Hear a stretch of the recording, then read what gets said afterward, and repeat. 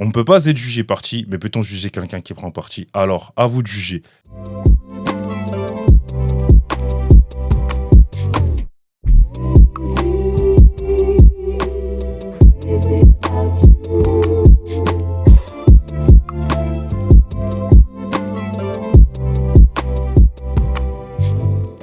Salutations à toutes et à tous, bienvenue à bord de la Haute Sphère Cause Mon Hôte, l'émission qui prône la vulgarisation et la transmission pour l'élévation. Moi, c'est Audrey, enchanté. L'hôte du jour est une légende de la police. Brigade mondaine, Brigade des Studs, BRB, tous ces sigles-là, on va voir ça avec elle. L'hôte du jour, c'est Martine Monteil. Bonjour Martine, comment allez-vous? Bonjour, Ravi de vous recevoir ici. merci. Comme je l'ai dit, vous êtes une légende de la police. Vous avez quasiment une quarantaine d'années de carrière dans la police. Beaucoup de brigades que vous avez côtoyées. Donc on va revenir là-dessus.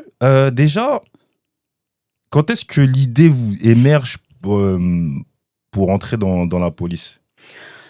Écoutez, c'est peut-être un tout petit peu d'atavisme quand même, puisque je suis une petite fille et une fille de policier.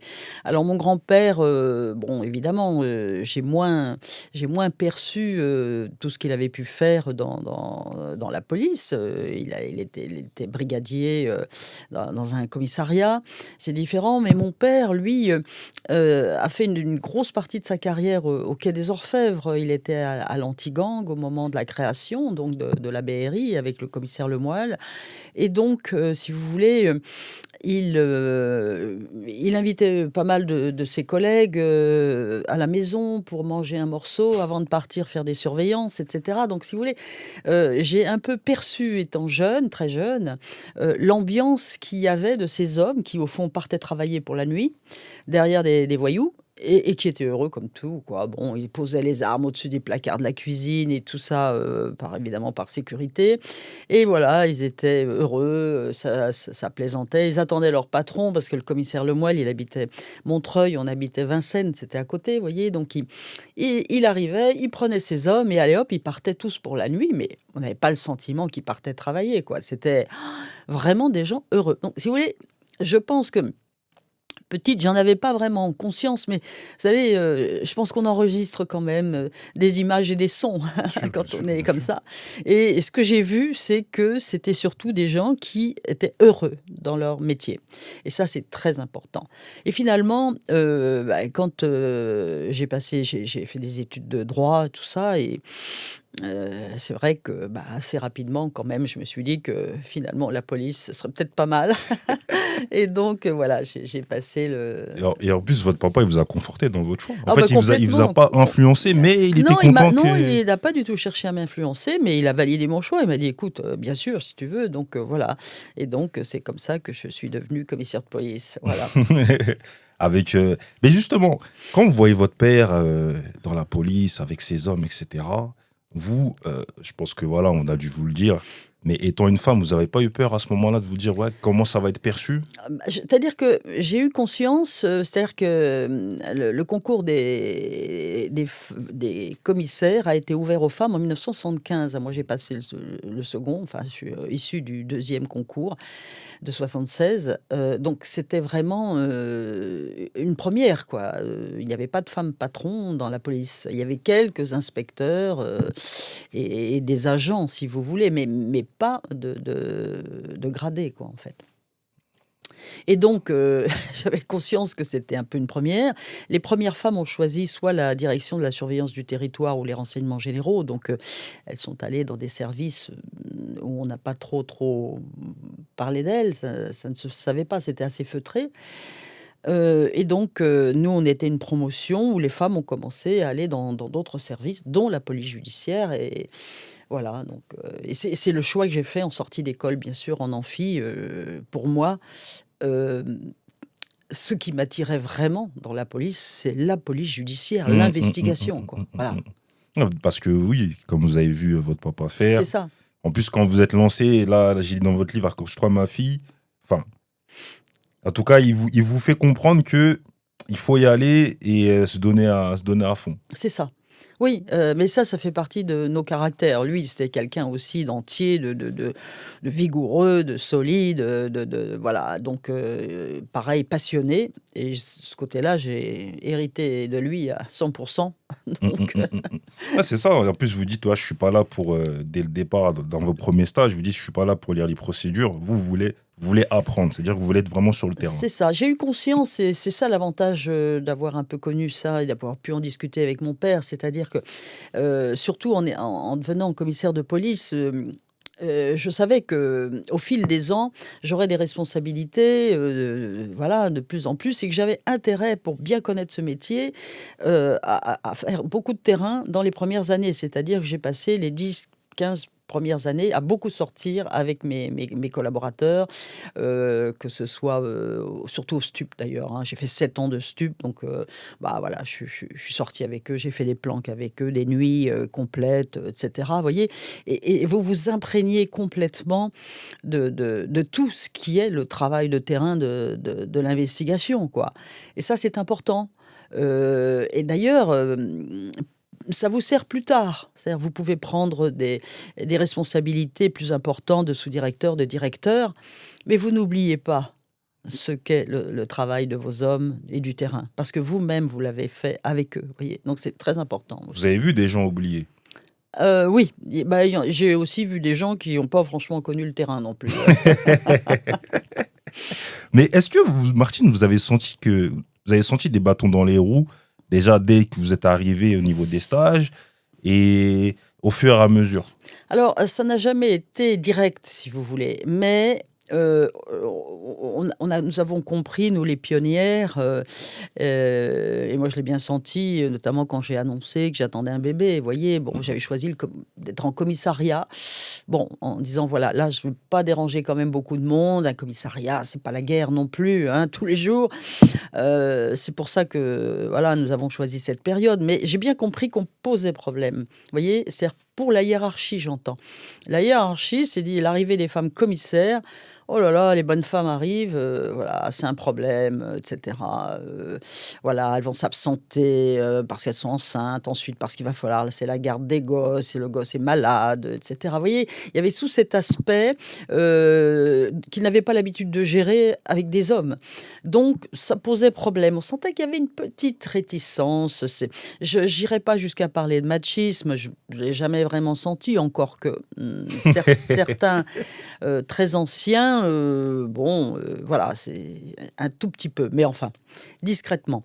Mais vous voyez, par exemple, vous vous levez la nuit, moi je me suis levée la nuit, j'étais enceinte ouais, 7 mois passés, donc j'avais déjà quand même un beau petit ventre, et c'est un de mes collaborateurs qui m'a dit, parce que je devais prendre la voiture du commissariat, il m'a dit: «Écoutez, je vais la prendre, la voiture, et si ça sonne, vous m'appelez, c'est moi qui viens vous chercher». Alors je lui ai dit: Mais pourquoi vous faites ça?» C'est parce que normalement, c'est le patron qui sort et qui s'occupe. Là, il me dit: «Voilà, en fait, sa femme était enceinte aussi et il a transposé». Il s'est dit quand même, voilà, elle est obligée de se lever, c'est son rôle, et elle a voulu m'aider. Vous voyez? C'est-à-dire que j'ai eu beaucoup plus d'aide, de compréhension de la part de mes collaborateurs que de la hiérarchie à l'époque. Mm, mm, mm, mm, mm, mm. Et tout à l'heure, vous parliez des pionnières. Donc, il y a vous, il y a Daniel Thierry et Mmh. Mire Balestrézy, c'est C'est ça, ça? oui, on est de la même promo, oui. Et donc, il y avait une sororité à ce moment-là? C'est-à-dire qu'on a été séparés un peu géographiquement, Ok. hein. C'est-à-dire que bon, moi, j'ai choisi, Paris et la préfecture de police, la police judiciaire parisienne, et elles ont choisi de partir en province, si vous voulez. Donc on a été un peu coupés. C'est-à-dire que c'est ça le problème des promotions, c'est que tout le monde s'éclate, vous voyez? On est répartis, dans le choix des postes et par le classement, bah, dans toute la France. Mm, mm, Voilà, mm, mm. donc ça nous a un petit peu coupés, dans la relation, mais on pouvait se voir à d'autres occasions de réunions, dues à la fonction. Mm, mm, mm, mm, mm. Donc là, on va commencer à revenir sur les affaires marquantes de votre carrière.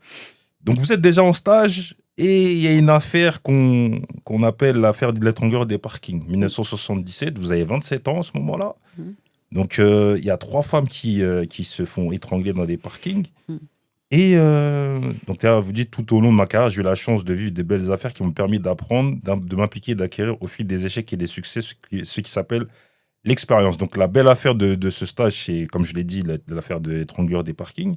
Donc, 3 femmes. À ce moment-là, vous, on vous envoie dans un parking pour faire office d'appât. Oui, alors, c'est-à-dire que, si vous voulez, c'est inimaginable. À l'époque, cette affaire, très vite, a fait beaucoup de bruit dans la presse. Dès le premier meurtre de Christine Keerkreis, je me souviens très très bien de cette jeune femme blonde, jolie, jeune, évidemment, et qui était étranglée dans ce parking. Et puis il y en a eu une seconde. Il y a une psychose qui s'est installée, largement entretenue par la presse, hein, c'est sûr. Il y avait des manchettes de François qui étaient assez terribles. Il n'y avait plus une femme qu'osait, si vous voulez, garer sa voiture en parking. Vous voyez, il y avait une vraie psychose. Et le préfet de police de l'époque avait demandé au service de sécurité publique et autres de beaucoup travailler autour des parkings, etc., si vous voulez, et éventuellement d'organiser oui, un petit peu des opérations avec des appâts, entre guillemets, vous voyez. Donc, on n'était pas beaucoup de femmes dans la police, donc quelques-unes avons été désignées, dont moi, pour se balader sur cet arrondissement et descendre dans les parkings. Alors, à une époque où il n'y avait pas de portable, où les radios crachouillaient, donc pas question de mettre une radio dans la poche, si vous voulez, c'était pas assez discret. Donc, en fait, on y allait un petit peu comme ça, quoi. Et heureusement, bon, il y avait forcément là quelqu'un qui était derrière des voitures complètement cachées, prêt à intervenir. Voilà, on a eu confiance dans les équipes, hein. Mais c'est vrai que c'est pas très rassurant, ces balades nocturnes dans les parkings. Enfin, il fallait le faire. Voilà. Puis finalement, c'est par l'enquête qu'on a fini par arrêter cet étrangleur. Que c'est vous qui le faites avouer en plus, avec une Alors oui, approche. c'était un dur, c'est un type qui avait d'origine yougoslave, qui avait déjà fait de la prison dans son pays. Il avait avalé des morceaux de fourchette pour être mené à l'hôpital et éventuellement avoir une opportunité pour s'évader, quoi. C'est un dur, un costaud, très rablé. Et les garçons de la 3e brigade territoriale, puisqu'à l'époque, aujourd'hui on dirait district, mais 3e brigade territoriale, bon, ils ont eu beaucoup de mal, quoi. Enfin, je veux dire, il y avait le gentil, il y avait le méchant qui lui criait dans les oreilles et tout, mais enfin, le type était complètement mutique. Voilà, borné, le regard noir, rien, ils n'ont rien pu en tirer. Ils ont passé une matinée à le fatiguer, ça n'a pas donné grand-chose. Les gars sont partis déjeuner avec le patron de l'époque. Et puis, moi, je suis restée avec un capitaine et je lui ai dit, parce qu'on a beaucoup travaillé sur les différents fichiers d'agresseurs sexuels et tout dans le cadre de cette affaire, parce que les filles ont été souvent violées, agressées sexuellement. Et donc, je lui ai dit, on pourrait peut-être le faire manger un sandwich, le sortir des geôles de garde à vue, et puis voilà, voir un peu, discuter avec lui d'une façon différente. C'est ce qu'on a fait. Et donc, on a apporté un sandwich, de quoi boire, et puis il est resté assez muet aussi, toujours le regard baissé, fermé. Et à un moment donné, parce que quand on vous confie un gardé à vue, on vous confie sa fouille aussi.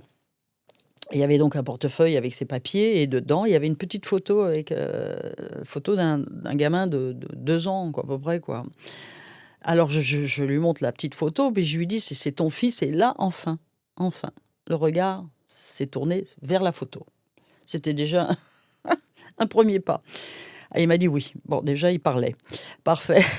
Et à partir de là, si vous voulez, bon, j'ai enchaîné. J'ai dit, bon, là, c'est une opportunité, il faut continuer là-dedans. Donc, j'ai essayé de lui dire, je lui ai dit, écoute, voilà, tu vois, ce gamin, c'est ton fils, tu dois l'aimer. Si tu veux, tu le reverras, ce sera un homme. C'est-à-dire, il aura 27, 30 ans. Alors que si tu nous parles, si tu expliques, parce que même ton geste, ce que tu as fait, qui est grave, mais ça peut quand même s'expliquer. Alors, vous voyez, je suis allée, je dirais pas, Vous êtes pas rentré dans sa insinuer que tête. les victimes avaient pu un petit peu la guicher, vous voyez, mais c'était tout juste. Mais en fait, ce que je ne pensais vraiment pas, parce que c'était des filles merveilleusement correctes et bien sous tout rapport. Mais bon, il fallait, vous voyez, amorcer quelque chose. Enfin, je veux dire, il y a des moyens de s'expliquer. Le juge pourra comprendre. Si tu expliques, si tu te livres, si tu dis les choses, ce sera tout à fait différent. Si tu te butes, si tu ne dis rien, ça va faire très mauvaise impression au niveau des magistrats et ça n'arrangera pas ta cause et tout. Et en fait, il a fini par craquer.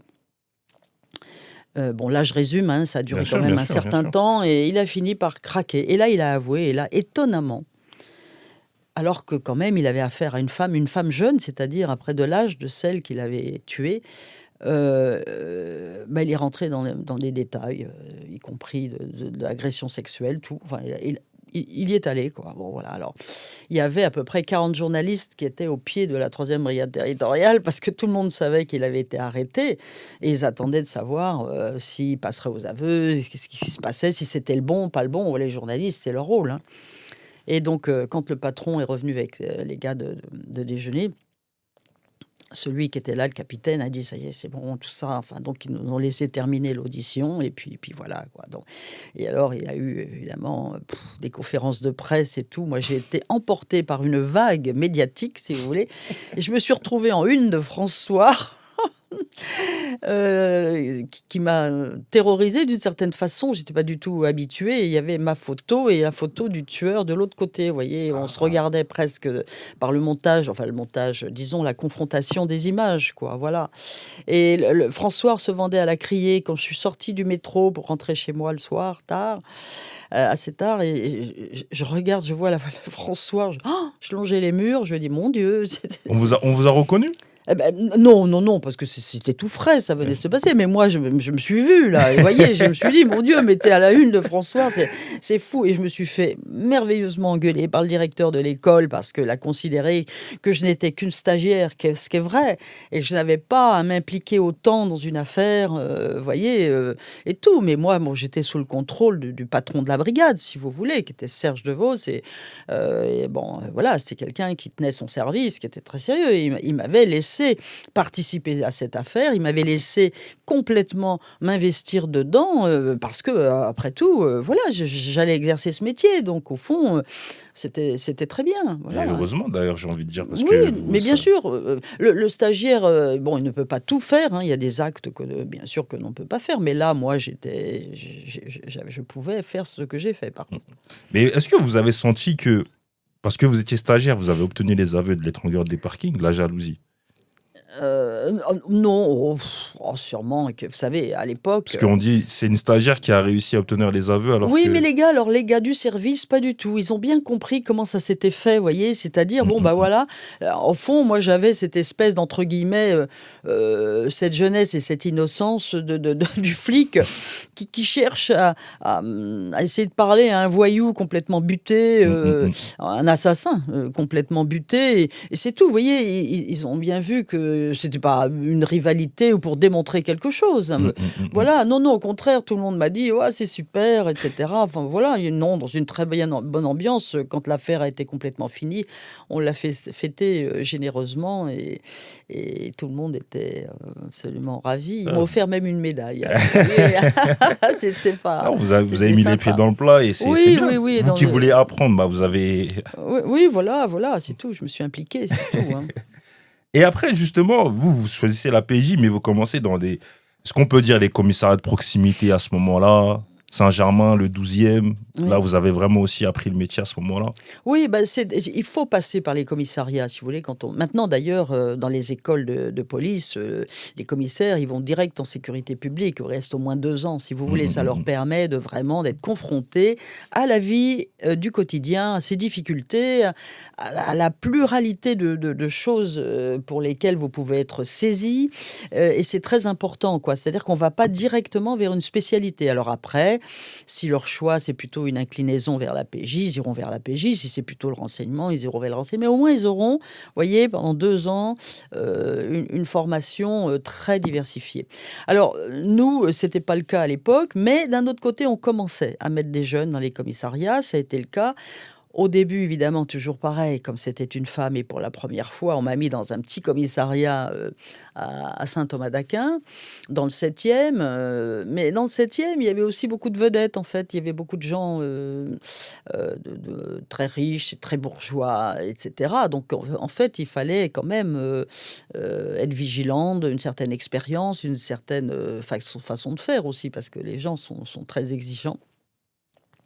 Bon, ça s'est très bien passé finalement. C'est là-bas que vous rencontrez Romain Gary? Oui, c'est là-bas que j'ai rencontré Romain Gary, Thierry Leron, Gainsbourg et d'autres qui étaient du quartier, si vous voulez, et qui aimaient la police d'ailleurs. Enfin, c'était marrant parce qu'ils venaient pas d'une façon hostile, vous voyez. Quand Thierry Leron venait nous rendre son permis de conduire parce qu'il avait fait des excès de vitesse, des choses comme ça, il dit oh, je vous le rends, de toute façon c'est pas grave, je vais avoir un chauffeur. Et tout, puis il riait avec nous, quoi. Enfin, bon, il était très, très sympa. Et Gary, c'était plus triste parce que sa compagne de l'époque, Jean Seberg, commençait à avoir des troubles un petit peu cognitifs, d'une certaine façon. Et elle venait s'installer chez nous. On avait au sein du commissariat une sorte de petit foyer, de petite cuisine, si vous voulez, où on pouvait, quand on était de permanence, on se faisait du café, on pouvait faire réchauffer des plats, voyez, manger quelque chose et tout. Et des fois, je l'ai trouvée là, dedans, elle faisait du chocolat pour tout le monde, voyez. Alors, et lui, il la cherchait partout, quoi. Bon, alors, elle avait compris après que souvent, elle venait nous voir, parce que nous, on la chassait pas, on était très... On la prenait en douceur, vous voyez, on la traitait gentiment, et puis il venait la rechercher, ils repartaient tous les deux, voilà, bon. Ça, c'est le quartier. Ouais, vous avez fait le 12e, Bel Air, etc. Oui. Et après, justement, en 1982... Les stupes. Voilà. Le 36. Le 36.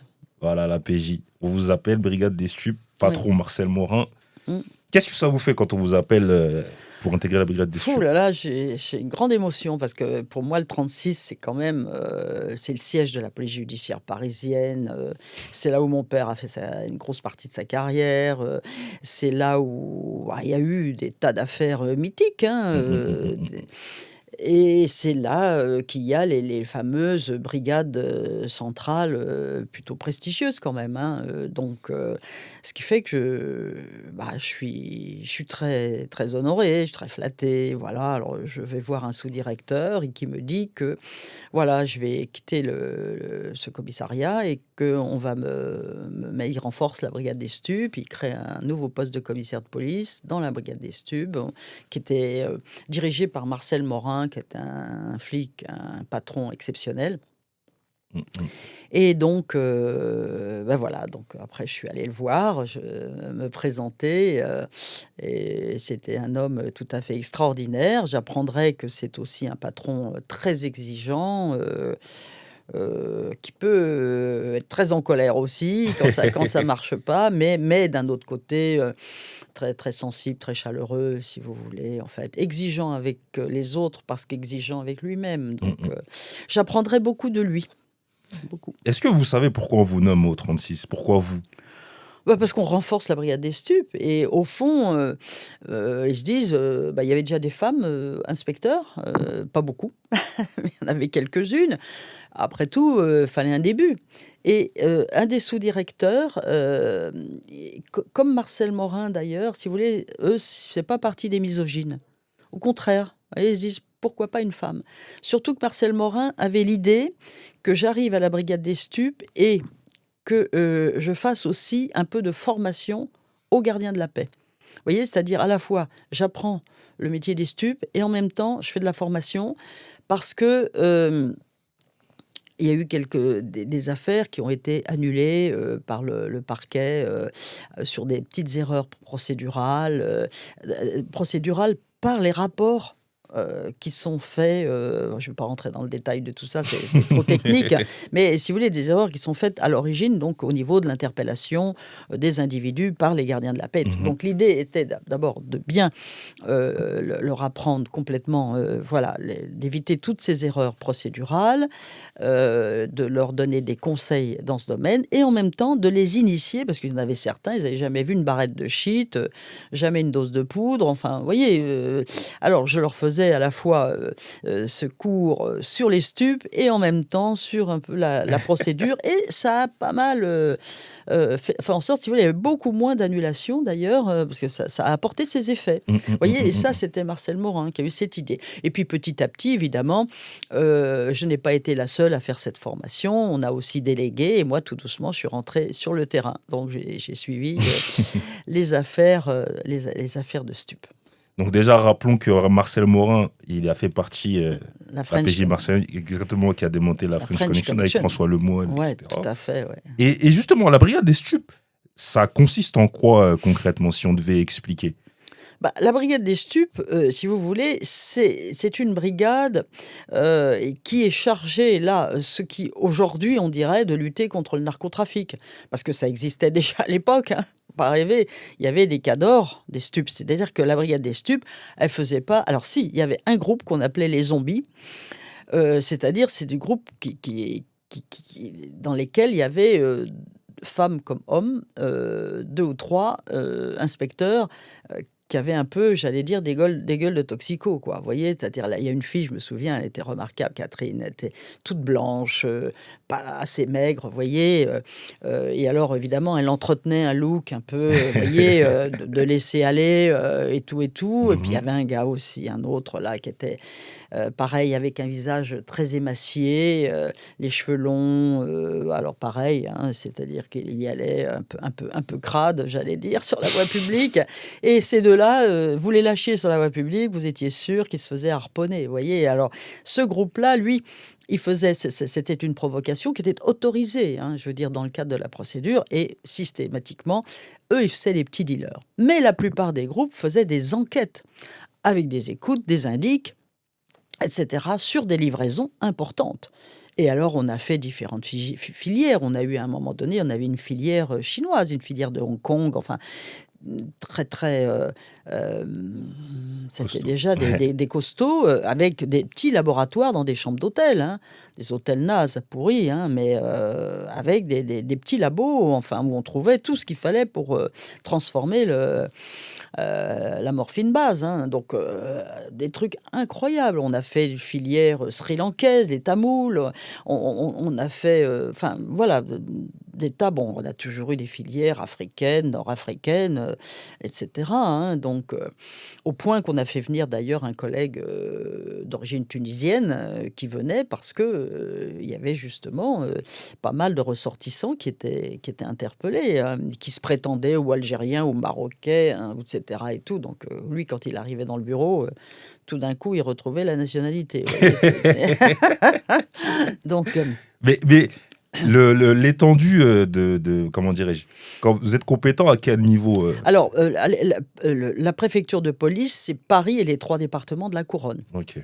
Mais bien évidemment, quand on faisait certaines filières, bah, on attendait que ça vienne chez nous, mais ça venait de l'étranger, hein, évidemment. Mais bon, on suivait les circuits, hein.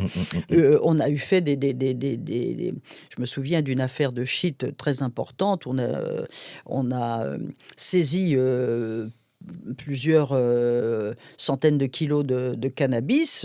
Ça a commencé en Camargue, hein. J'avais des gens qui planquaient en Camargue, vous voyez, mais sur commission rogatoire, enfin des choses, tout ça, c'était quand même...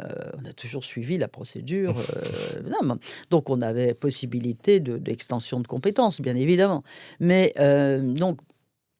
tout se passait quand même essentiellement, il y avait suffisamment matière à cela dans la région parisienne. C'est ça, à l'époque, c'était héroïne, cocaïne, il me semble. Ça Oui, venait. c'était beaucoup héroïne, cocaïne encore à cette époque-là dans les milieux un peu chicos, un peu showbiz, les boîtes de nuit. Alors, la coke dans les boîtes de nuit, ça commençait à être un enfer. On D'ailleurs, parlait de boîte de nuit, l'Apocalypse, justement. l'Apocalypse. On a fait une très belle affaire à l'Apocalypse. Et justement, vous restez 7 ans. Et dans les 7 ans, il y a... donc vous en parlez dans votre livre, François Sagan. Ah oui. Ah bah oui, mais là c'est pareil, si vous les voyez, ils étaient derrière un dealer qui, il allait livrer la coke à domicile. Vous voyez, aujourd'hui on appellerait ça un Uber. Vous voyez, bon, c'était un beau dealer. Il allait et les gars dans les filatures me disent un jour, ils reviennent et ils me disent ça craint parce que il a fait une livraison, là c'était rue du Cherche-Midi à l'époque, dans le 6e arrondissement. Ils me disent Le gars, il n'est pas monté dans les étages, il est resté au rez-de-chaussée. Je pense qu'il était chez Sagan. Je crois que pour eux, vous voyez, ils essayaient de localiser comme il faut, parce que c'est important dans les procédures. Si vous voulez, c'est bien d'avoir le dealer, mais c'est quand même bien aussi d'avoir les consommateurs. Vous voyez, c'est un peu comme le proxénétisme et les prostituées. Les prostituées sont témoins du proxénétisme. Et là, c'est pareil, les consommateurs sont témoins, évidemment, de la notion de deal. Et alors, les gars me disent, c'est vrai que ensuite, on récupère, une fois que le dealer est passé, si vous voulez, une équipe, on va chercher les consommateurs au fur et à mesure, quoi, qui seront les témoins. Et chez Sagan, il dit, à l'époque, Madame Sagan était très proche du pouvoir, et de Monsieur Mitterrand et tout. Alors, il m'a dit... Alors, j'ai dit, écoutez, là, sur ce point-là, je vais avec vous, je vous accompagne, hein. Alors, je les ai accompagnés chez Sagan, et j'ai bien fait, parce que ça a été une horreur, vu qu'elle avait une femme qui vivait avec elle, qui était une véritable chienne de garde, très agressive, qui m'a sauté dessus, hein. Elle a visé la femme, c'était le point faible, la femme, hein, voilà. Sans doute, pour elle. Malheureusement, évidemment, les gars qui m'accompagnaient l'ont attrapé et calmé. Et alors, j'ai dit d'ailleurs à Françoise Sagan, qui est arrivée derrière quand elle a entendu les cris et tout. Alors, je me suis présentée et j'ai dit à Madame Sagan, j'ai dit, maintenant, vous calmez votre chienne de garde, là, parce que ça va pas bien se passer pour elle, hein. Alors, d'abord, on vient pour vous. Et donc, là, je lui ai expliqué pourquoi on était là. Elle a commencé à nier, à discuter. Alors, j'ai été très carré. Je lui ai dit, écoutez, madame, on va être clair. Ou, non, on sait que vous avez été livrée. Alors, ou vous me dites où est planqué, où vous avez la poudre, et tout va bien se passer, ou vous me dites rien, c'est pas parce que vous vous appelez Madame Sagan que je ne vais rien faire. Il y aura une perquisition, et une perquisition stup, je vous assure, ça dérange beaucoup, hein, parce qu'on cherche partout. Voilà. Et là, bon, elle m'a attiré vers elle m'a dit, venez, je vais vous parler. On est allé dans un bureau bibliothèque, et elle a tiré une espèce de faux livre, voilà, de faux livre, et derrière il y avait la cam, quoi, qu'elle s'était fait livrer, quoi. Bon, Incroyable. voilà, ouais. C'est vrai, c'est une affaire dont vous parliez. Tout à l'heure, vous parliez des filières, et même des filières sud-américaines aussi. Mais Martine, j'aimerais revenir sur une chose. À la fin de ce chapitre-là, vous dites, quant au trafic de stupéfiants, il n'a cessé d'augmenter ces 30 dernières années, malgré nos efforts, malgré tous les plans de drogue, malgré la lutte acharnée que nous menons depuis tout ce temps en France et ailleurs. Je crains qu'il ne s'agisse du combat du pot de fer contre le pot de verre. C'est parfois désespérant. Que sera-t-il dans 20 ans ? Oui. J'aimerais justement m'arrêter sur qu'en sera-t-il dans 20 ans. Là, on est dedans. Là, vous voyez là, les histoires de narco-banditisme et tout. Qu'est-ce que vous en pensez ? C'est catastrophique. C'est catastrophique. C'est-à-dire que malgré tous les efforts que font les policiers, donc nous, à notre époque, où vous voyez, on faisait la une quand on avait 200 kilos de shit. On a fait la une de tous les journaux dans l'affaire Tamoul avec 10 kilos d'héroïne dans des couches culottes. On a fait les unes de tous les journaux. Vous voyez aujourd'hui une une de journaux avec 10 kilos de cam, hein, il n'y a même pas 3 lignes dans un journal, même pas. Vous voyez, ça, maintenant, c'est par tonnes. Et encore, même des tonnes, il y a un entrefilet dans la presse et puis, bon, une phrase dans les actualités. Donc, c'est dramatique. Donc, on est passé à une échelle tout à fait supérieure. Tout à fait supérieure. C'est vrai que dans ces cas-là, on est à une échelle de mafia. Très clairement. Voilà. Et c'est plus du tout la même chose. Plus du tout la même chose. Quand vous voyez justement tout ce qui se passe à Marseille, à Paris, narco-banditisme, narco-homicide, les lois qu'on fait, les prisons pour incarcérer les plus gros narcotrafiquants, vous imaginez... en fait, quand vous mettez ça, vous imaginez pas qu'on arrive à ce niveau-là. Ah, si vous voulez, on a comme... Enfin, à l'époque, peut-être pas avec autant de détails, bien sûr, mais on se doutait que ça ne ferait que croître et embellir, hein. On le voyait. Parce que malgré nous, tous nos efforts, tout ce qu'on faisait, il y avait un grand rythme, hein. C'était la brigade des stupes, c'est la brigade la plus difficile. C'est toujours le cas, hein. C'est une brigade très très dure parce qu'elle exige évidemment beaucoup de disponibilité. Il faut être sur le terrain.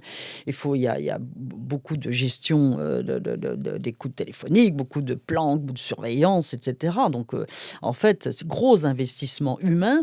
Mais la police judiciaire, c'est justement très très important que les pouvoirs publics donnent à l'investigation, si vous voulez, son pouvoir, maintiennent son pouvoir, hein. C'est pour ça que la réforme de la police judiciaire, la dernière réforme, a été beaucoup critiquée parce qu'on a un peu dilué. C'était un peu une tentative, un peu de diluer toutes les polices, les rassembler. On peut comprendre la démarche, mais il ne faut pas que ce soit au détriment de la police judiciaire.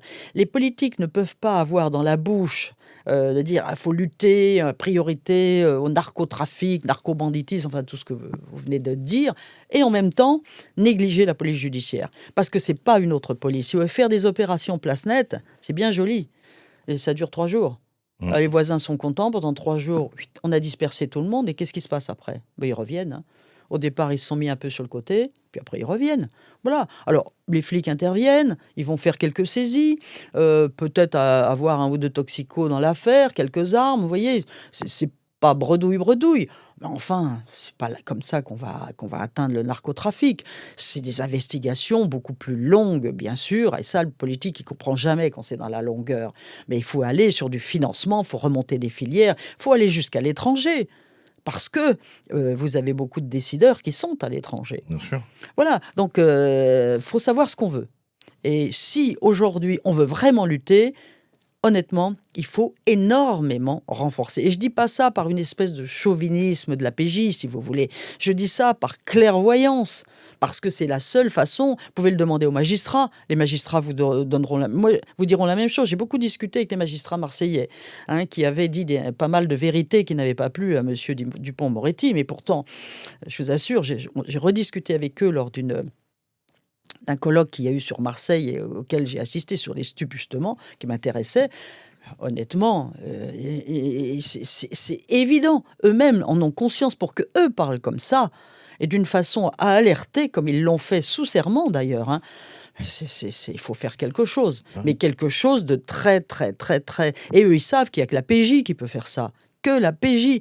Donc, si les pouvoirs publics n'entendent ça, alors là, on est fichu. Parce que là, il y a des narco-États pas loin de la France. Il y a des pays il y a une tendance qui commence à aller vers le narco-État. Je pense à la Belgique ou aux Pays-Bas. Oui, et on craint aussi en France, on n'est pas à ce niveau-là, mais on craint quand même. On y vient. Si on n'est pas plus sévère et si on n'investit pas plus, on peut arriver à cela, hein. Donc c'est très très important, hein. C'est parce qu'il y a une déstabilisation, Oui, la mais corruption. pour ça, il faut encourager la police judiciaire. On n'encourage pas. Actuellement, au contraire, on dissuade. Si vous voulez, c'est éventuellement, il faut leur donner des gages et des encouragements. C'est peut-être certainement la discipline de la police nationale qui est parmi les plus difficiles, mais dans ces cas-là, il faut peut-être un peu mieux les payer, un peu mieux les récompenser sur le plan de l'avancement, etc. Il faut leur donner un peu de reconnaissance d'un boulot qui est difficile. Parce qu'ils veulent bien venir, mais à la condition, si vous voulez, que ce soit un peu récompensé. Bon, nous, on ne se posait pas trop les questions dans le temps. On faisait ça comme ça, parce que c'était encore quelque chose qu'on maîtrisait relativement, même si on avait beaucoup. Mais on faisait des belles affaires et tout, etc. Et d'ailleurs, remarquez, il y avait des belles primes. On avait des belles primes. Donc, vous voyez comme quoi, c'est aussi très important. Donc là, il faut renouer avec ça. C'est-à-dire, il faut redonner du jus, redonner de l'importance à cette police judiciaire, cette police d'investigation, qui est quand même celle qui est capable vraiment d'aller au bout. C'est pas en donner des coups de pied dans la fourmilière où ça amuse tout le monde. C'est bien quelques heures ou quelques jours, mais bon, ça va pas au-delà. Le gars qui est à Dubaï ou je ne sais trop où, ça le fait rigoler, quoi. Est-ce que les politiques, ils vous consultent par rapport à ces histoires-là ? Oh non, pas trop. C'est pas faute de faire des rapports, hein. Nous, déjà, à l'époque, et Marcel Morin, mon patron de l'époque, déjà était quelqu'un qui prenait sa plume, qui trempait dans l'encre acide pour écrire des choses. Il était très courageux, donc vous voyez, qui disait les choses. Hein. Bon, moi, j'ai été un peu pareil aussi. C'est pas pour rien qu'il a été un peu mon mentor. Hein. C'est-à-dire que moi, je savais dire les choses. J'ai jamais caché. Encore récemment, je me suis adressé à un ministre de l'Intérieur pour lui dire ce que je pensais, ce que je viens de vous dire sur l'investigation. Je le lui ai dit. Je lui ai dit, voilà, c'est... Moi, je vois ça comme ça, de par mon expérience passée. Bien sûr. Et puis, le fait que je reste quand même toujours en contact avec les gens qui sont actuellement sur le terrain. Parce que effectivement, il y a aussi vous savez, le spectre de la corruption aussi. Vous parliez d'être bien payé ou d'être mal payé. Hein. Il y a le spectre de la corruption. Les gens ont tellement Oui. d'argent qu'ils peuvent convaincre Alors, n'importe qui. tout à fait. Alors, c'est pas trop, c'est pas pour dire, hein, mais c'est pas trop au niveau de la police judiciaire, si vous voulez. Trop conscience, ça brûle, si vous voulez. Vous voyez, on touche pas la cam, on touche pas au billet, on touche à rien, quoi. C'est brûlant, on risque pas sa vie, sa carrière, sa famille, etc. Truc comme ça. Moi, j'ai eu en PJ, j'ai eu quoi? Allez, une affaire d'un type qui a craqué. Bon, il a été viré, hein, il s'est suicidé d'ailleurs ultérieurement, vous voyez, parce que, oui, mais il fallait pas y toucher. Hein, t'es flic ou t'es voyou. Hein, bon, il fréquentait une fille, il voulait briller, etc. Je sais pas ce qui lui a passé par la tête. Oui, c'est rarissime. Dieu merci, Dieu merci, Dieu merci. C'est peut-être, on craint un petit peu dans d'autres disciplines qui entourent ces voyous, où il peut y avoir des tentations, voilà. Bon, il faut en tenir compte. Hélas. Ah, c'est ça. Et après, justement, votre passage au SUP, 7 ans, brigade mondaine. Oui. Là, vous êtes nommé chef. Oui, là, c'est la première fois qu'on nomme une femme patron de brigade centrale, oui. Et ce changement-là, comment vous le prenez? Vous étiez bien au SUP ou... Ah bah oui, j'avais fait 7 ans de SUP, mais j'étais régalé, vraiment, c'était super. Maintenant, bon, à fond, c'est sympa aussi de changer. Je me suis dit, bon, voilà, je repars sur une aventure un peu nouvelle, encore que chez les prostituées, j'ai rencontré beaucoup de filles qui étaient camées aussi, hein, donc il y a aussi un peu la drogue, hein, quand même. Mais non, ça m'intéressait, c'était des différentes formes de proxénétisme, si vous voulez. Bon, les filles du trottoir, hein, évidemment, les prostituées de voie publique. À l'époque, on avait des quartiers entiers, comme la rue Saint-Denis, la Chapelle, etc. Il y avait ces filles qui faisaient les boulevards, enfin, voilà, cette espèce de prostitution assez sordide. Et même dans la rue Saint-Denis, d'ailleurs, il y a eu toute une vague, à une époque, de Ghanéennes qui étaient quasiment à l'abattage, quoi. Vous voyez, pareil sur la Goutte d'Or et tout. Donc, je veux dire, humainement, si vous voulez, c'est... horrible, hein. Franchement horrible. Hein. Donc en fait, c'est intéressant d'essayer de remonter sur les proxénètes, quoi. Hein, voilà. Donc ouais, moi alors il y a ça, il y avait le proxénétisme immobilier, donc celles les filles qui travaillent en studio, puis les call girls aussi, bien sûr. Hein, donc les réseaux clandestins. Après, il y a justement l'affaire qui a marqué votre passage là-bas. C'est l'affaire Fernande Grudet, de son nom, Oui. plus connue Madame Claude. Oui. Est-ce qu'on peut y revenir? Ah bah oui, bah écoutez, moi j'ai un jour, j'ai un de mes chefs de groupe, un homme malheureusement décédé. Enfin, j'ai été à ses obsèques d'ailleurs parce que j'avais beaucoup d'estime pour lui. C'était vraiment quelqu'un qui connaissait parfaitement Paris et ses turpitudes, quoi. Hein. Il avait beaucoup d'informateurs ou d'informatrices et un jour il vient me voir, il me dit: Madame Claude a repris du service. Alors je regarde, je dis: ah bon, vous êtes sûr? Parce que je dis quand même, elle ne doit pas être gamine. Elle me dit: non, elle doit avoir 69 ans, quelque chose comme ça. Il dit, ah, et franchement, j'y croyais, mais moyen, quoi. Mais enfin, je lui faisais confiance. Donc, alors j'ai dit: écoutez, si elle a repris, vous travaillez dessus. Mais si vous travaillez dessus dans le plus grand secret. On n'en parle à personne. Parce que si ça s'évente, ça foire, ça c'est fini, ce sera su. C'est comme ça d'ailleurs que moi j'évite d'en parler à mon directeur adjoint de la police judiciaire, qui est le sous-directeur chargé des brigades centrales, qui est Claude Cancès, et qui est un homme vraiment tout à fait charmant. un très bon collègue, mais qui était mon sous-directeur, hein. Donc, j'ai jamais été malhonnête, j'ai d'une loyauté irréprochable, je pense quand même. Et là, ça me fait mal, mais j'ai dit si j'y en parle, il va être obligé d'en parler au directeur, le directeur va en parler au préfet, le préfet va en parler au ministre. Bon, tout Paris sera au courant. Bon, voilà. Donc j'ai dit non, on n'en parle pas, on travaille dessus, on verra bien. D'abord parce qu'aussi, je voulais vraiment savoir comment ça tournait, cette histoire. Effectivement, donc, évidemment, on l'a mis sous écoute, etc.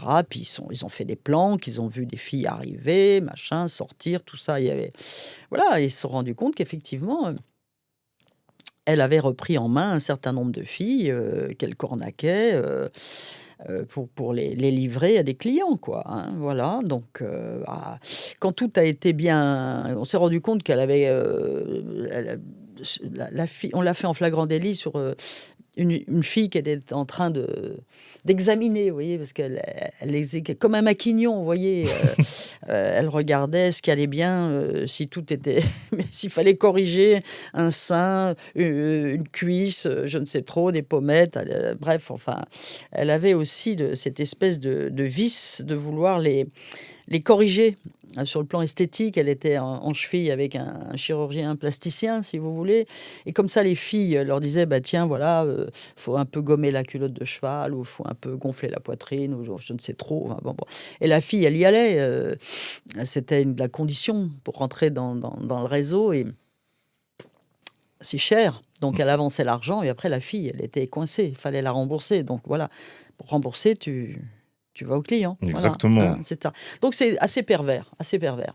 Exactement. Voilà. Et donc ça, c'est l'affaire qui a marqué votre passage. Après, bien sûr qu'il y en a eu d'autres. Justement, en parlant de passage, Champs-Élysées, Michel Drucker, avec les pionniers. Ouais. Vous y passez, vous hésitez parce que vous avez dit que vous aimez pas trop là. Vous êtes agoraphobe apparemment. Oh, non, c'est pas ça. C'est que moi, j'ai pas cherché. Contrairement à ce qu'on peut penser quand on a été médiatisé, parce que c'est évident. À chaque fois, notamment quand j'ai pris la brigade de répression du proxénétisme, évidemment, c'est la première fois qu'il y avait une femme en brigade. La publicité a été faite, si vous voulez. En plus, la direction de la police nationale à l'époque ne rechignait pas à ce que, quand une commissaire prenait un poste, etc., à le faire savoir pour qu'il y ait des candidates pour le concours de commissaire, voyez. Donc, c'était une façon de faire un peu de pub, comme quoi la police n'était pas, si vous voulez, machiste, et qu'on faisait venir des femmes, etc., etc., et que ça se passait bien, elles étaient promues, nanana, nanana. Donc, en fait, mais moi, je n'étais pas réellement fan de publicité, si vous voulez, par sécurité aussi, Bien sûr, etc. bien sûr. Et quand on a des enfants, etc., et tout, on n'a pas tellement envie. Déjà à l'époque, bon, donc je ne courais pas, mais quelquefois, on m'a demandé de le faire, si vous voulez, voyez. Donc là. Et là, le préfet de police, in fine, quand il a su qu'il y avait, parce que Michel Drucker, elle n'a pas dû être malhabile non plus, il a dit, attendez, elle a été nommée femme de l'année. C'est la seule que je ne vais pas avoir sur le plateau, alors qu'elle est patronne d'une brigade au sein de la préfecture de police et tout. Donc, il a fini par convaincre le préfet de police que je sois sur le plateau avec mes deux autres collègues. Donc, on s'est retrouvés toutes les trois chez Drucker. C'est Bon. ça. Donc, Daniel Thierry, C'est ça. Mireille Balestrasi. Oui. Et oui, en 90, vous avez été nommée femme de l'année par le journal Biba. Qu'est-ce que ça vous a fait? Ah ouais, bon, j'étais très honoré, si vous voulez. Je vais pas dire, oh là là, quelle horreur, surtout pas. Bon, voilà, c'était fait, j'ai joué le jeu, là aussi. J'ai joué le jeu, mais là aussi, ça en a remis une couche de publicité, si vous voulez. Hein. J'étais photographié avec mon ministre de tutelle, Pierre Joc, Jack Lang, qui était ministre de la Culture, etc. Vous voyez, ça a fait des belles manchettes dans les journaux. Bon, voilà, c'est tout, il faut assumer. Hein. Donc, vous faites 5 ans à la brigade mondaine, donc brigade de répression du proxénétisme, et après, vous recevez un coup de fil de Claude Concès qu'on a reçu ici, et justement, il veut vous nommer à la brigade de répression du banditisme. Mais vous vouliez la crime. Ah non, alors je n'ai pas dit que je voulais la crime. Je ne pensais pas, si vous voulez, qu'il me proposerait la brigade de répression du banditisme, qui est une magnifique brigade, mais parce que je pensais que c'était un collègue qui avait fait la BRI et tout, et je dis normalement, je lui ai dit à Claude Cancès, je lui ai dit, mais je croyais que c'était un tel, je ne vais pas le citer, qui devait y aller. Voilà, alors il me dit non, je veux nommer donc le patron de la brigade de répression du banditisme, donc était mon collègue Christian Gallo, d'ailleurs, qui est un ami en même temps, et que j'avais connu au STUP. Et lui, il va aller à la crime. Et puis toi, je te mets à la BRB, c'est toi qui iras. Et bon, en gros, pas de discussion quand même. Hein. Bon, bah, Christian Gallo, c'est quand on en a discuté plus tard, et Claude Cancès l'a reconnu. Si vous voulez, il n'était pas si fan que ça. Il se plaisait bien à la BRB. Et moi, si on m'avait dit tu vas direct à la crime, j'y serais allé volontiers. Parce que la crime, c'est le nec plus ultra, c'est un peu la brigade phare, même si toutes les autres brigades vraiment ont leur légitimité et elles se valent toutes. Hein. Et finalement, on me met à la BRB, c'est-à-dire au milieu. Alors, c'était la mode Starsky et Hutch. Vous voyez, les blousons de cuir, le flingue à la ceinture qui dépasse, etc. Des beaux gosses, bien musclés. C'est vraiment une brigade. Alors, on pourrait dire, vu de l'extérieur, comme ça, c'est les machos qui accueillent une femme à leur tête. Et puis, ça s'est passé divinement bien, quoi. Des types extraordinaires. J'ai adoré mon passage à la BRB. D'abord parce qu'il y a des super affaires, quoi. Enfin, vraiment, il y a eu des flingages aussi. Il y a eu un peu de tout, quoi. Bon, c'est quand même... c'est viril, hein, la brigade. Mais bon, voilà, ils sont remarquables. Quelle est l'affaire qui vous a le plus marqué, justement, durant votre passage à la BRB ? À la BRB, l'affaire c'est un braquage qui commence boulevard Soult ou Davout, je ne sais plus quel, enfin, dans une banque. Bon, voilà. Ils attaquent un fourgon, en fait, qui livre ou qui vient chercher de l'argent. Ils blessent les convoyeurs de fonds. Et à partir de là, ça va être une cavale. Ils se tirent avec une voiture. Ils enquillent le périphérique. À un moment donné, ils arrêtent la voiture sur le périphérique. Ils enjambent le périphérique, ils arrêtent une autre voiture, ils sortent le type, qui sera d'ailleurs un inspecteur de l'IGS. Mais bon, on ne le sait pas, nous, au moment où on se met toutes les polices, ça y est, sur les ondes, évidemment, sont derrière les types. Donc, ils sautent le périphérique, ils prennent une autre voiture, ils repartent dans une autre direction. Donc, vous voyez, il y a eu une chasse extraordinaire. Ils sont certainement très stressés. Parce que à chaque fois qu'il pique une bagnole à quelqu'un, il y a de la tôle froissée, si vous voulez, peu de temps après, dans les carrefours qui passent évidemment au feu rouge, etc., jusqu'à Gare au Nord, où il plante une dernière bagnole, et là, il rentre dans Gare au Nord, et il y a un homme qui sort dans une Mercedes qui était dans Gare au Nord, voilà. Et là, c'est le drame parce que ils veulent sortir le type de la Mercedes, sauf que pour le sortir, alors soit il a eu du mal à sortir tout de suite, ce monsieur était assez corpulent, ou alors il a résisté, il le bute. Voilà les voyous d'aujourd'hui. Un voyou dans le temps, les vrais voyous, hein. Il lui aurait mis un coup de crosse sur la tête, il l'aurait assommé.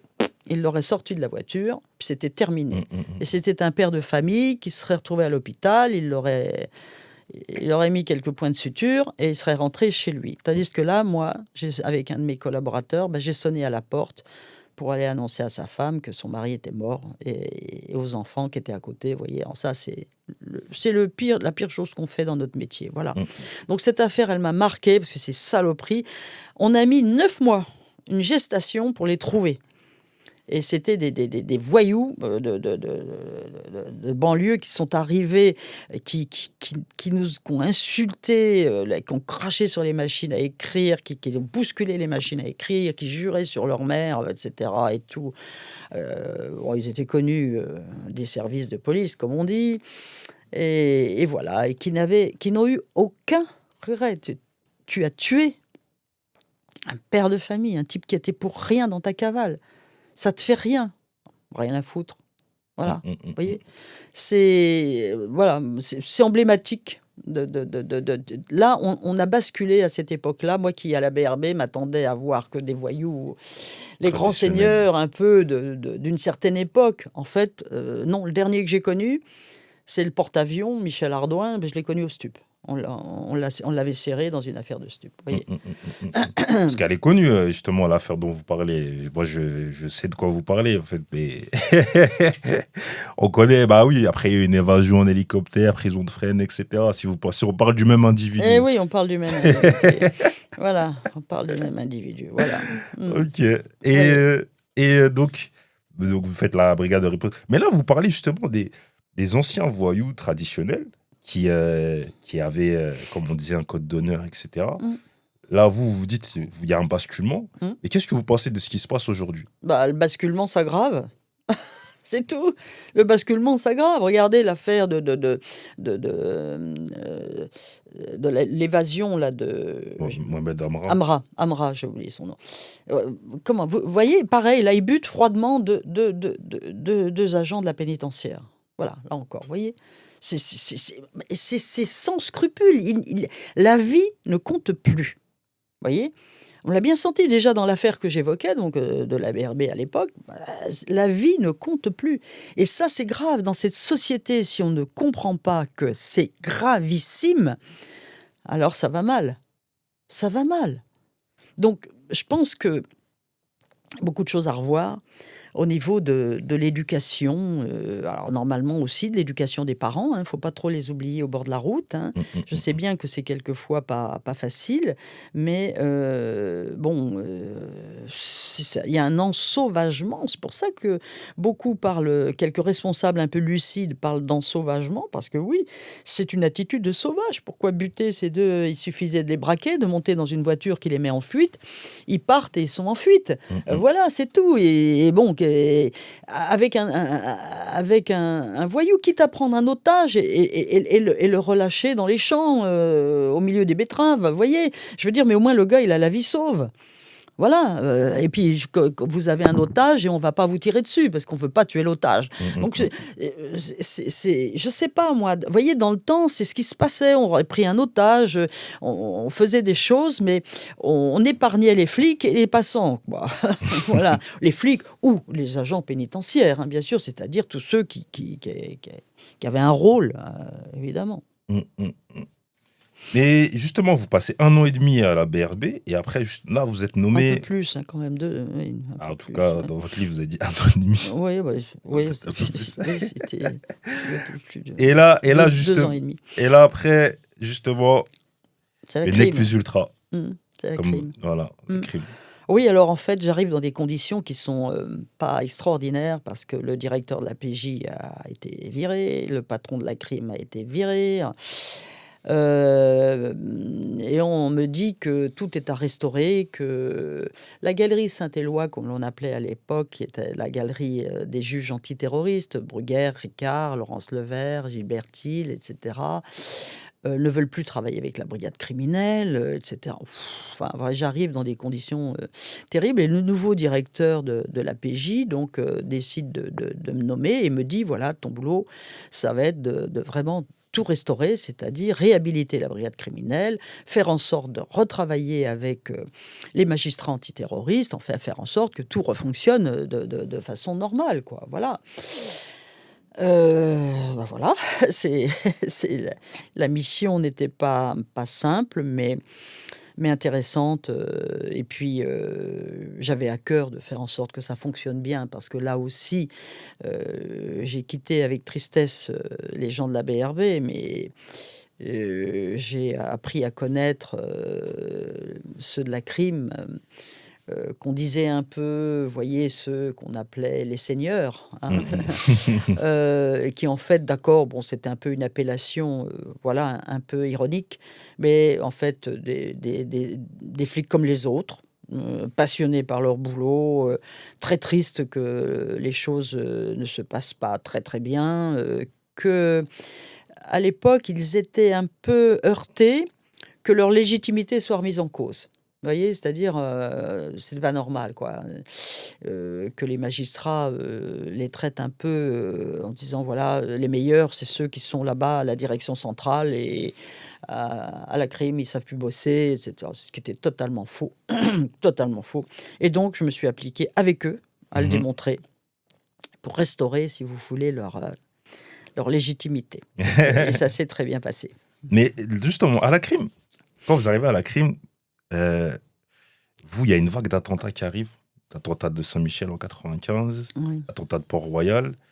Donc déjà, là, vous passez du banditisme à des histoires d'attentats déjà. Comment vous Oui, voyez là? alors les attentats, alors moi je les découvre, 95, je suis à la BRB, donc on est Ok. en renfort de la crime. On est en renfort de la crime parce que ce qui est bien à la préfecture de police, à la PJ, c'est quand une brigade a justement des grosses choses, des choses très importantes, si vous voulez, tout le monde est mobilisé. C'est-à-dire on s'entraide. Vous voyez, une brigade, même les stupes sont capables de renforcer, etc. Tout le monde, on se renforce. Donc moi, la BRB en 95, on renforce la crime donc sur cet attentat. Et en 93, celui-là, je me le prends complètement puisque je suis à la brigade criminelle et Port-Royal, voilà. Eh ben, écoutez, à l'époque, ce sont déjà des scènes de guerre, hein. Il n'y a pas autant de morts qu'au Bataclan, mais c'est des morts par explosifs. Hum, hum, hum, C'est-à-dire que hum. les gens sont déchiquetés. C'est-à-dire que vous arrivez dans une rame de métro où les gens sont éviscérés, il leur manque un membre, la tête est d'un côté, le corps d'un autre côté. Enfin bon, c'est horrible, c'est horrible. Et donc, vous êtes là avec vos équipes de la police scientifique pour trouver quand même dans cet amas de corps humains, même quand ils sont une dizaine, mais voilà, c'est un amas de corps humains malheureusement, et vous êtes là à chercher les éléments qui peuvent vous permettre éventuellement De remonter. d'arriver à remonter une affaire, une identification, quelque chose, un sac, une bouteille de gaz. Il y avait évidemment à l'époque, c'était ça, c'était les bouteilles de gaz qui explosaient avec des clous, de la mitraille à l'intérieur, enfin des vis et tout ce qu'on veut, enfin qui était très, très, beaucoup de mutilations Hum, par hum, ces hum. explosifs, quoi, voilà. Et vous arrivez dans une odeur aussi, comme au Bataclan, de sang, de poudre. Et voilà, c'est donc des scènes de guerre. Hum, hum, hum, hum, Et hum. bah, vous avez, faut partir de là et C'est ça. c'est Parce que un travail de fourmi, vous très avez long. cette vague-là, justement, en 95. Bah, c'est bien que vous parliez du Bataclan. Quasiment 95, 20 ans après, vous avez. Enfin, 20 ans avant, vous aviez justement les attentats 95. Ouais. Et après le Bataclan en 2015. Vous voyez l'évolution, justement, de ce dont on parlait, justement, de l'ancien banditisme au nouveau banditisme que vous avez connu. Bah, Et là, là l'évolution d'ailleurs, du. entre 95, si vous voulez, 96, où c'était justement, ces bandes-là qui étaient de terroristes qui étaient projetées, et qui faisaient sauter, des rames de métro avec des bombes, artisanales, hein, de toute façon. Et là, vous avez ensuite, la kalachnikov, quoi, qui est devenue l'outil, voilà. Mais c'est pour ça, aujourd'hui aussi, c'est toujours l'outil favori, quoi. Mm, Voilà, mm, mm. voilà. C'est-à-dire, on tue gratuitement, on rafale, et c'est horrible, quoi. C'est un mode différent, mais tout aussi horrible. Mm, mm, mm. Donc vous avez été marqué par ça, et vous êtes marqué aussi par deux tueurs en série, donc Guy Georges et Mamadou Traoré.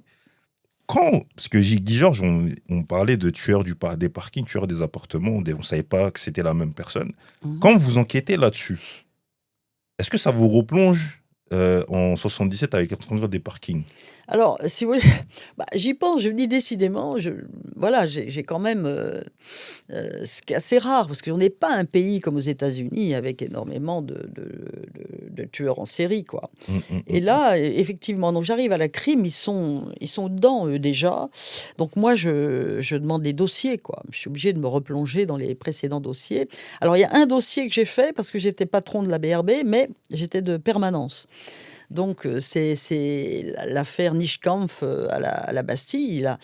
C'est la première affaire, d'ailleurs, de ce qui sera celle de Guy Georges, où il y a du sperme. J'ai été frappée, d'ailleurs, quand j'arrive sur la scène de crime, elle a du sperme beaucoup sur le ventre. Et c'est intéressant, parce que je dis au chef de groupe qui était là, je dis: «Tiens, ben voilà, l'ADN», il dit: «Quand je pense qu'on n'a pas de fichier ADN», quoi. C'est-à-dire, c'est ça qui nous prend déjà, qui nous vient à l'esprit. C'est-à-dire, c'est malheureux. On voit bien que là, on a de l'ADN en quantité. Mhm. Et à la BRB déjà, j'avais souffert de ce manque de fichiers. Les Anglais, 10 ans auparavant, avaient déjà eu le fichier, et nous pas. Voilà, toujours cette espèce de frilosité, un fichier, oh là là, on n'aime pas ça en France et tout. Enfin bref, des atermoiements complètement ridicules. Et voilà, maintenant, est-ce qu'on pourrait s'en passer aujourd'hui du fichier, hein? Non, on pourrait absolument plus s'en passer. Bon, voilà. Et ça ne nuit à personne, hein, parce que qui est dans le fichier que des malfaisants, voilà, hein. Bon, vous n'êtes pas dans le fichier, moi non plus, il y a plein de gens qui sont pas dans le fichier, bon, voilà. Alors donc, si vous voulez, je prends j'avais déjà, au moins celle-ci que j'avais vécue, au travers de la BRB, et puis évidemment, je commençais à étudier les autres dossiers, quoi, et puis on a eu d'autres cas. Alors il y a eu, aussi j'ai eu le contact avec, la jeune femme qui, elle, a échappé à Guy Georges, ce qui était très important parce qu'elle était un témoin important. Alors, on avait une espèce de portrait robot. Et comment savoir s'il est convaincant, si vous voulez? Il a été fait par une victime. Elle l'a côtoyé, elle l'a vu en face d'elle pendant un certain temps. Mhm. Donc, on lui fait confiance quand même. Et visiblement, elle l'a vu d'une certaine façon, donc on peut rien dire. Moi, je suis revenue avec elle au service de l'identité judiciaire pour refaire le portrait robot, en essayant d'être encore un peu plus précise, essayer de voir si, après un certain nombre de semaines passées, si les choses lui revenaient de façon peut-être différente. Mhm. Et elle tournait toujours quand même autour de ce maghrébin, etc., etc. Bon. Donc en fait, il s'avérera que le portrait robot ne sera pas ressemblant, etc. Et malheureusement, évidemment, on a eu d'autres meurtres. Et là, vous savez, quand vous vous dites, alors qu'on travaillait à fond, hein, c'est-à-dire que la crime était à fond, à fond, à fond. C'est-à-dire que, par exemple, quand il y a eu l'attentat de Port-Royal, quand il y a eu les Didi, quand il y a eu tout ça, toutes ces affaires-là, moi, je n'ai jamais, si vous voulez, mobilisé ceux qui travaillaient sur les filles qui avaient été assassinées, vous voyez, Mhm. Mhm. parce que c'était trop important. Donc, il fallait toujours qu'il y ait quelqu'un qui soit épargné et qui continue de travailler sur ces dossiers. Voilà, ça, c'est important de le dire. Voilà, alors donc, quand vous vous retrouvez sur une scène de crime, que vous voyez entre les photos que j'avais vues ou même la scène de crime que j'avais vue avec Agnès Nischkampf, si vous voulez, vous voyez ces filles qui sont égorgées avec les piquets sur la poitrine, la façon dont le corps est laissé quand le type s'en va, c'est une signature, c'est complètement une signature. Donc quand je me retrouve dans le 19e, là, sur l'affaire de Magali Sirotti, on se regarde avec. Quand j'arrive, il y avait déjà mon chef de section qui était là avec un autre gars de la crime, et on s'est regardé. Ils attendaient ma réaction, en fait. Vous voyez, la réaction de tous ceux qui arrivaient sur la scène de crime, hein. Je dis, c'est pas possible, hein, c'est lui, quoi. Voilà. Et ils étaient d'accord, hein. Et tous ceux Mhm. qui sont arrivés derrière ont eu la même réaction. Vous voyez, c'est-à-dire, c'est lui, c'est signé, il y a une signature. Donc là, c'est terrible pour vous parce que malgré tout ce que vous faites, tout le boulot que vous investissez, eh bien, dans lequel vous investissez, ben voilà, mais il sévit toujours, quoi. Qu'est-ce qui va pas? Où est-ce que ça manque? Et puis il y aura l'autre, la dernière, Estelle Mact. Exactement. Et là, c'est comme un échec, quoi, si vous voulez. C'est le plus dur à vivre. Mhm. Mhm. C'est Mhm. le plus dur à vivre. Après, justement, vous avez l'idée vous avez l'idée justement de sélectionner les affaires les plus proches de celles qui ont été imputées au tireur de l'Est parisien et comparer justement l'ADN avec tout ce Oui, qu'il y a. voilà. Alors c'est ça. C'est-à-dire que moi ce que j'ai voulu faire, c'est-à-dire qu'entre-temps, j'avais eu une affaire un peu sensible où l'épouse de quelqu'un d'assez connu a été violée dans le 16e arrondissement, enfin voilà, par une équipe de petits voyous, hein, pour lui voler ses bijoux, etc., etc. Et elle s'est retrouvée, cette personne, à l'Hôtel-Dieu, au service médico-judiciaire de l'Hôtel-Dieu, où les victimes passent, si vous voulez, pour qu'on procède à des prélèvements, etc. Et tout. Donc, on m'a demandé d'y aller pour que voilà, j'encourage un peu cette femme, etc. Et quand j'ai réalisé, là, en voyant, parce qu'en fait, sur chaque femme violée, vous voyez, il y a des prélèvements éventuellement de sperme, si le type a éjaculé, etc. Bref. Et c'est gardé, en fait, vous voyez. Et quand je suis revenue, j'en ai parlé aux équipes, et parce que l'idée, c'était de comparer, puisque on commençait à avoir on avait du sperme chez Nishkampf. On a eu encore de l'ADN dans les deux autres affaires. On a eu du sang, on a eu de la sueur, enfin, on a eu tout. Donc l'idée, c'était ça, c'était de comparer. Et évidemment, j'en ai parlé à Gilbert Hill, qui lui aussi était dans cette démarche, et que c'est une démarche... moi, je visais l'Hôtel-Dieu déjà, vous voyez, c'est-à-dire, je me disais déjà, si tu fais tout là, parce que c'est des trucs de la région parisienne qu'elle avait, le docteur Diamant-Berger à l'époque, et tout, et Gilbert Hill, lui, étend le truc. Il dit, on va étendre à, voilà, complètement tous les labos, etc. Il est allé franco. Hein. C'est formidable, il a eu raison. Et donc, c'était étendu à tous les labos. Et Hardy Petit, allez-y, on fait des comparaisons. Et ils se sont tous lancés des comparaisons jusqu'au jour où ça a matché. C'est ça, on vous appelle, on vous dit j'ai une bonne nouvelle, j'ai une mauvaise nouvelle. Vous dites commencez par la bonne. Au professeur Pascal qui vous dit on a identifié Guy Georges, la mauvaise, on l'avait déjà dans les... Il est passé à travers les radars. En fait. Oui, c'est ça. Il est passé à travers les radars. Il a justement... Si on avait eu le fichier, etc., et tout, il ne serait pas passé à travers les radars. Exactement. Et après, vous avez aussi l'affaire Mamadou Traoré. En fait, il y a un parallèle que j'aimerais faire, c'est que à ce moment-là, il y a Guy Georges qui sévit, il y a Mamadou Traoré dans le 13e, et il y a aussi Patrick Trémaux, je ne sais pas si vous connaissez, lui aussi qui est un violeur des parkings à ce moment-là. Et en fait, à un moment donné, on croit que Patrick Trémaux et Guy Georges sont la même personne. Patrick Trémaux était à peu près dans la même zone que Guy Georges à ce moment-là, mais lui, c'était juste un violeur, en fait. Je ne sais pas si vous avez déjà...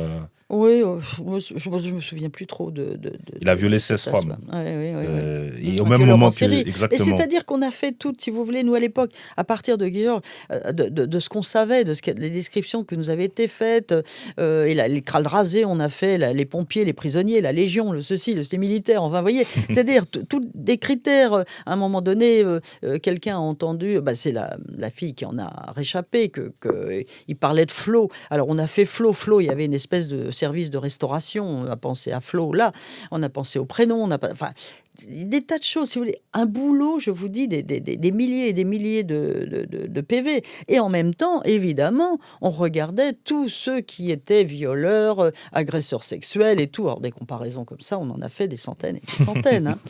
Bien évidemment. Hein. Et donc, Mamadou Traoré. Mamadou Traoré, alors c'est extraordinaire. Mamadou Traoré, lui, je crois de mémoire, il a dû agresser 6 femmes, dont deux sont mortes. 2 sont mortes.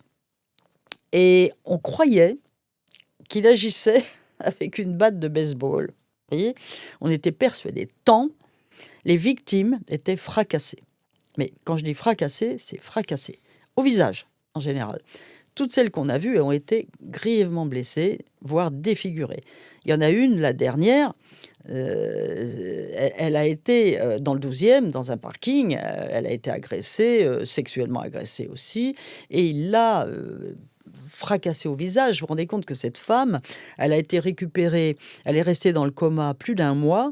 Quand j'ai été la voir, les médecins ont dit qu'elle pouvait être entendue. Elle ressemblait à un ballon de football plein d'hématomes, enfin méconnaissable, alors que c'était une jolie blonde. Hein. Son visage a été, comme un puzzle, a été reconstitué avec 70 agrafes de titane. Je ne sais pas si vous voyez. C'est horrible. Et elle avait du liquide céphalo-rachidien qui avait coulé dans le parking la nuit, voyez, avant qu'elle soit trouvée par quelqu'un. Horrible, elle a échappé à la mort et ça a été horrible. Elle a subi je ne sais combien d'opérations de chirurgie esthétique. Et le gars, il a fait ça à toutes les femmes. Et on a appris, en fait, c'était un boxeur et il les fracassait au poing, à coups de poing. Je ne sais pas si vous voyez, une horreur. Il était horrible celui-là. Et on a réussi à... On a eu de la salive... un ascenseur qui était tout moquetté, vous savez, comme ça se faisait à l'époque. Et comme il a un corps, il a voulu le traîner et le mettre au dernier étage. Il l'a foutu dans l'ascenseur comme il pouvait. Il a dû, vous savez, c'était lourd quand même. Et il a dû, à un moment donné, en faisant un effort, il a craché de la salive. La salive est restée sur la moquette de l'ascenseur. Et nous, on prélève tout, hein. Quand la crime passe, rien n'est laissé. Et là, un crachat, une espèce de crachat. Allez, hop, on prélève, on prélève. Et il y aura ce crachat, il y aura une canette de bière qui est laissée sur la dernière victime de Mamadou, qui est une femme beaucoup plus âgée. Elle avait 75 ans. Oh, elle avait dû être une belle femme, mais enfin, elle avait 75 ans. Et il l'a fracassée de la même façon. Et il avait laissé une canette de bière sur un petit muret de l'immeuble quand il est parti. Et les deux, l'ADN a matché dans les deux. Et en plus, il y a eu des descriptions avec le manteau aviateur. Après, il s'est fait attraper, justement. Il avait un plâtre aussi à ce moment-là. Voilà. Ah, c'est une affaire terrible. Oui, voilà. Et on vous a appelé aussi Miss Maigret. Ah oui, alors ça, Miss Maigret, c'est Lady Di.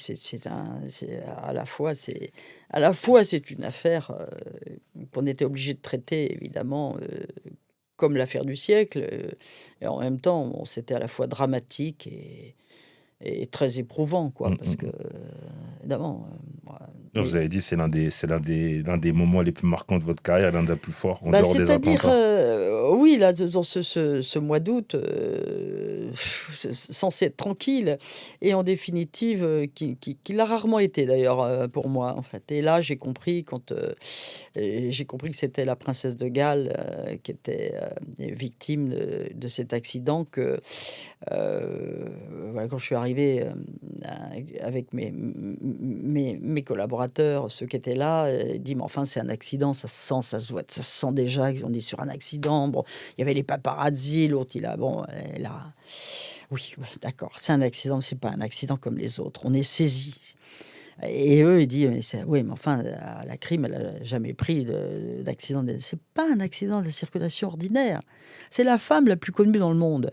C'est planétaire, ce truc. Et vis-à-vis de la couronne, on se doit, nous, personne ne saura faire une enquête comme nous, on l'a fait. Alors là aussi, hein, j'ai touché à personne, tous ceux qui s'occupaient des attentats ou de Guy Georges, j'ai tout touché pas à ceux-là, hein.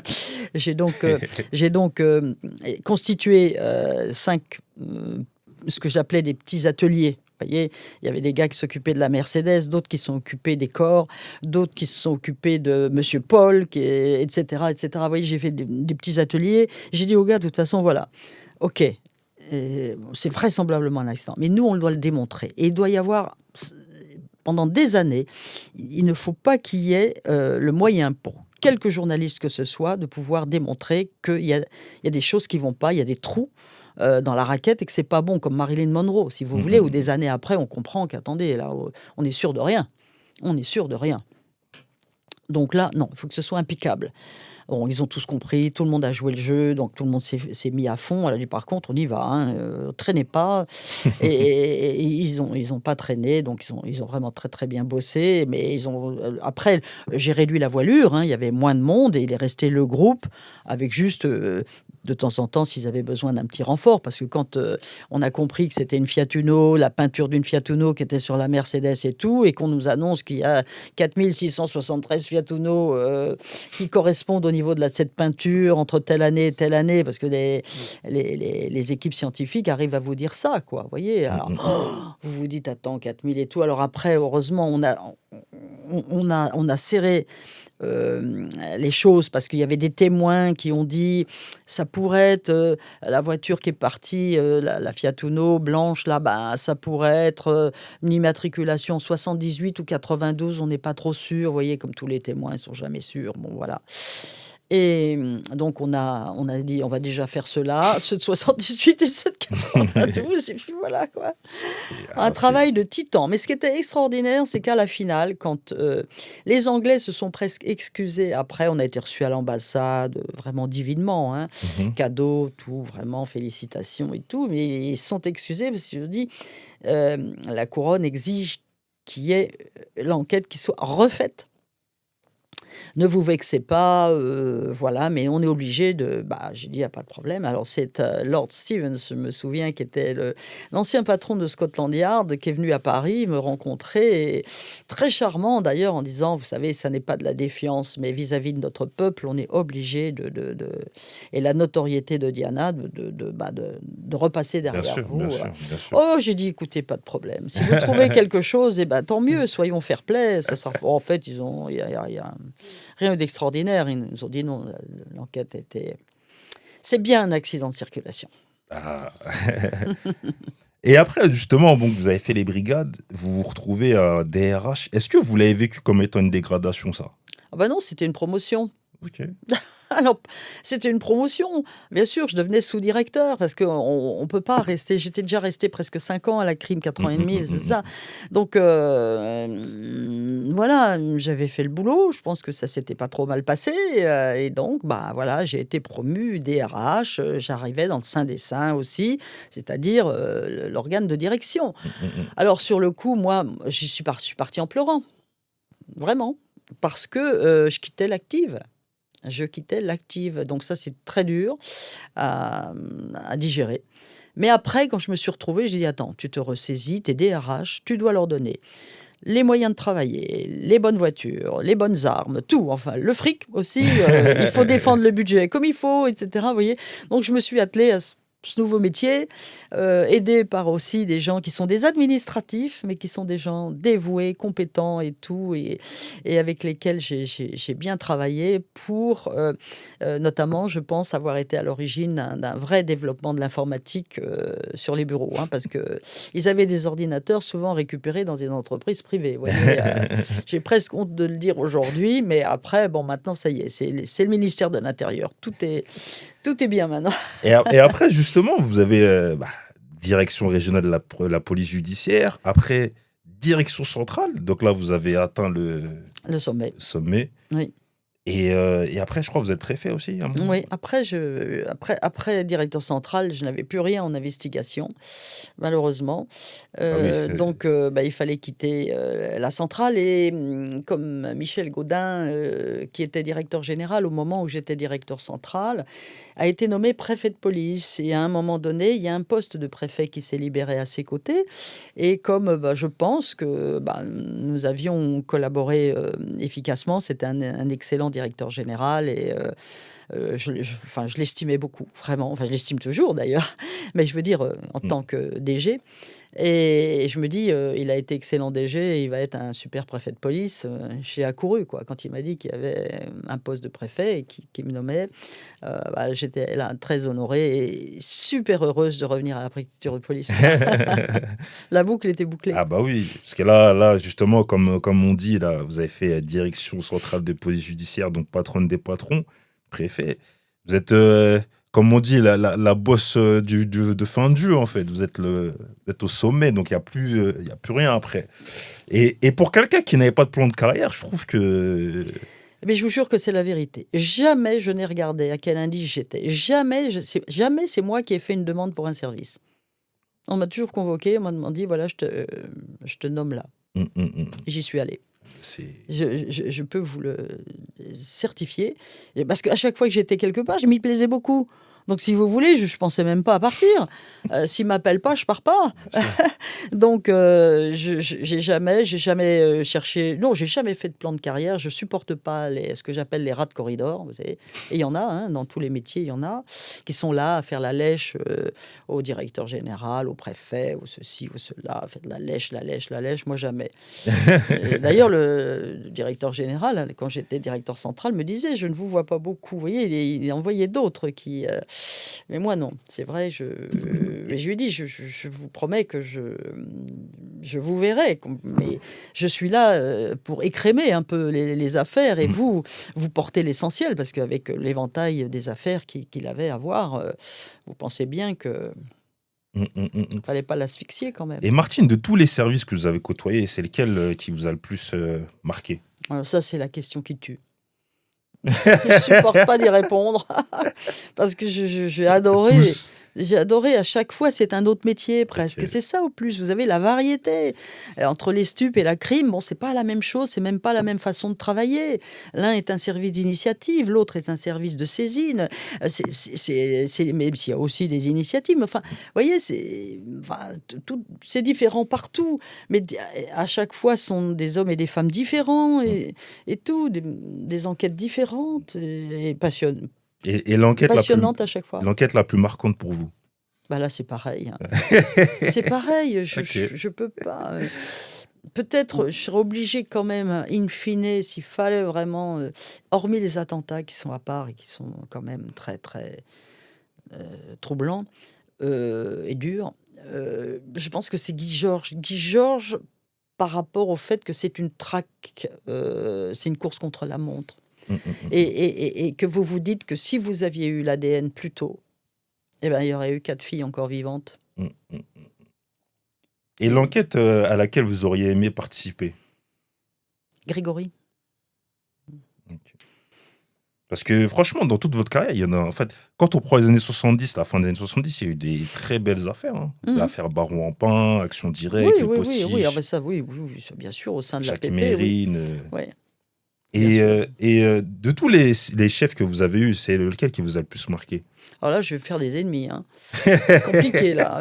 C'est Pareil. compliqué. Non, il n'y a pas de problème. Bah écoutez, déjà, je montre votre livre ici, donc Flip tout simplement. Bah franchement, félicitations pour votre carrière. Merci. L'après-carrière, comment ça se passe? Qu'est-ce qui... Oh, bah écoutez, bon, j'ai encore eu un peu d'activité parce que c'est vrai, mais c'est venu à moi, hein. J'avais décidé de faire une année sabbatique et puis au début, on est venu me chercher. J'ai un peu corrigé des scénarios de polar. Ensuite, un groupe privé est venu me chercher qui travaillait avec la police judiciaire et avec lesquels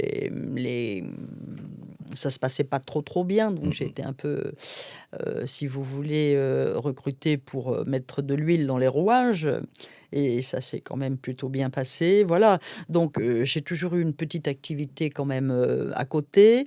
J'ai gardé le contact aussi avec des policiers, des jeunes, des moins jeunes, les anciens, les jeunes. Je suis même marraine de la 74e promotion de commissaire. Donc je les vois pas suffisamment, mais ils sont tous éclatés au sein de la France. Alors c'est compliqué. Ah bah oui. J'en ai quelques-uns de temps en temps. Mais c'est difficile d'avoir tout le monde. Voilà, donc je garde le contact avec cette maison. Je fais partie du jury du prix du Quai des Orfèvres. Enfin, vous voyez, il y a toujours un lien. Un Voilà, lien. il y a toujours un lien. Mais il ne faut pas être nostalgique. J'ai vécu des choses formidables. Bien sûr, bah je l'ai bien vu en tout cas. Martine, on a une rubrique lecture ici. Est-ce que vous auriez, allez, 3 livres à recommander ou 1 ou 2? Oh non, c'est compliqué parce que alors là, je suis très dans la diversité. C'est-à-dire, vous voyez, je vous parlais du prix du Quai des Orfèvres. J'aime bien les polars, divers et variés. Il y a ceux que je suis obligée de lire parce que c'est pour le prix du Quai. Et puis, de temps en temps, il y en a un, il peut y en avoir un dont j'ai entendu parler à la radio ou j'ai lu quelque part, hop, mais je vais le lire. Sinon, je peux aller sur des livres un peu politiques. J'ai lu un Michel Onfray il n'y a pas longtemps, là, les déambulations sur des ruines ou quelque chose comme ça. Là, vous voyez, sur la civilisation, ça, un autre univers. Et puis des fois, j'ai des envies de complètement retour en arrière, c'est-à-dire que, par exemple, j'aimais bien Zola, mais je l'ai lu à 25 ans, quoi. Enfin, non, même un peu moins. Vous voyez, quand on a 18, 19 ans plutôt, vous voyez, parce qu'à 25 ans, c'est plutôt le droit. Mais avant, quoi, j'ai fait littéraire, donc voilà. Et j'ai lu du Zola, mais je ne les ai pas tous lus.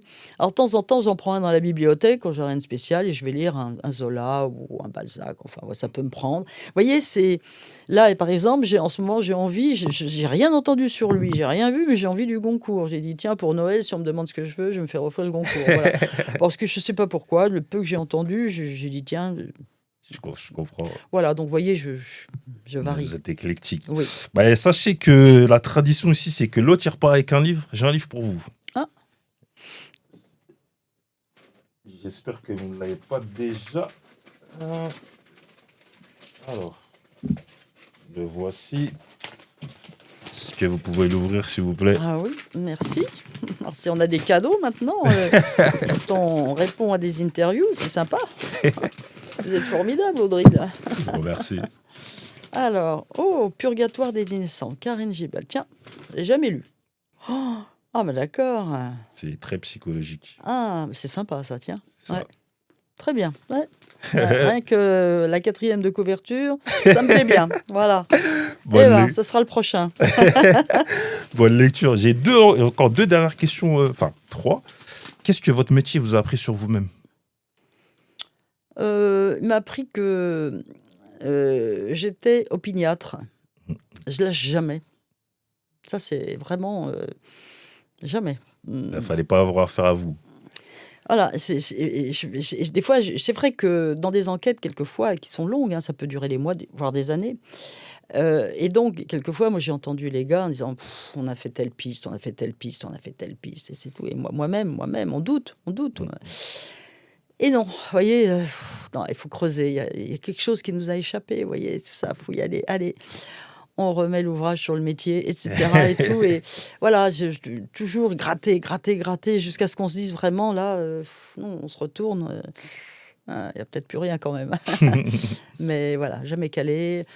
C'est surtout ça, pas trop se décourager. Voilà, donc du courage en fait, du courage. C'est important le courage dans la vie. Effectivement.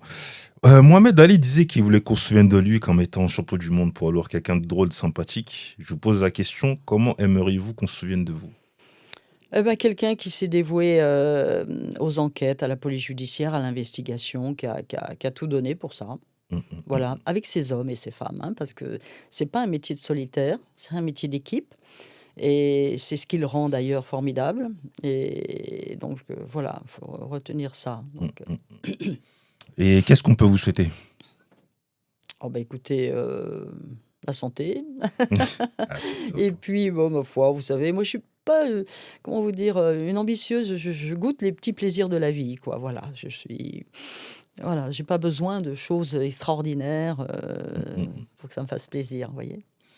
D'accord, écoutez Martine, ça a été un honneur, un plaisir pour moi de vous recevoir et causer avec vous. Merci pour tout et bravo pour la carrière en tout cas.